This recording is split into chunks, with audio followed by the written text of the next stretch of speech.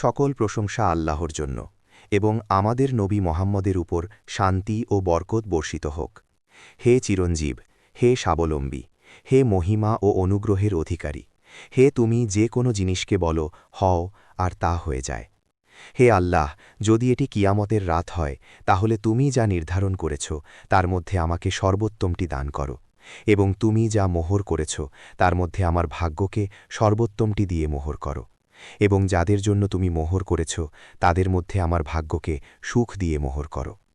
হে আল্লাহ, এই রাতে আমার নাম ভাগ্যবানদের মধ্যে, আমার আত্মা শহীদদের মধ্যে, আমার সৎকর্মগুলিকে সর্বোচ্চ মর্যাদায় স্থান দাও এবং আমার পাপ ক্ষমা করো।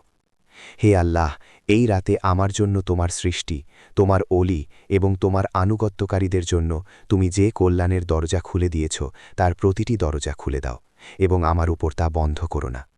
তোমার উত্তম ও বৈধ রিজিক থেকে আমাকে পর্যাপ্ত রিজিক দান করো। হে আল্লাহ, এই পবিত্র রাতে তুমি যা কিছু কল্যাণ, স্বাস্থ্য, নিরাপত্তা, প্রচুর রিজিক, সুরক্ষা, বরকত, সুখ, ক্ষমা এবং ক্ষমা নির্ধারণ করেছ, আমাকেও তার একটি অংশ দান করো।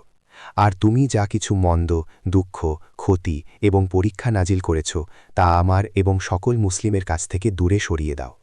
হে আল্লাহ, এই রাতে আমি যা কিছু স্মরণ এবং কৃতজ্ঞতা প্রকাশ করেছি তা তোমার সর্বোচ্চ করুণার সাথে আমার কাছ থেকে গ্রহণ করো, আর আমি যা কিছু ত্রুটি, অবহেলা বা অপচয় করেছি তা তোমার রহমতের বিশালতা দিয়ে আমাকে ক্ষমা করো। হে দয়ালুদের মধ্যে পরম করুণাময়।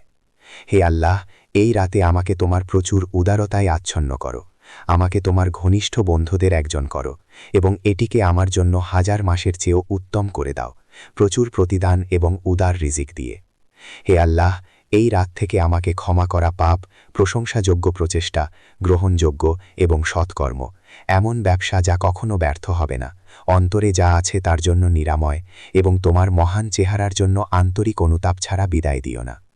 হে আল্লাহ, আমাকে, আমার পরিবারবর্গকে এবং সকল মুসলিমকে তুমি যাদেরকে জাহান্নাম থেকে মুক্তি দিয়েছ এবং জাহান্নাম থেকে মুক্তি দিয়েছ তাদের অন্তর্ভুক্ত করো। হে আল্লাহ, আমাদের নবী মোহাম্মদ, তার পরিবারবর্গ এবং তার সাহাবীদের উপর রহমত বর্ষণ করো। যতবার তাকে স্মরণ করে তারা তাকে স্মরণ করে এবং যতবার তাকে ভুলে যায় তারা তাকে ভুলে যায়। হে আল্লাহ, আমাদের নবী মোহাম্মদের উপর তোমার সৃষ্টির যতবার, তোমার সন্তুষ্টির সমান, তোমার সিংহাসনের ওজনের সমান এবং তোমার মহাৎ বাক্যের কালি সমান রহমত বর্ষণ করো।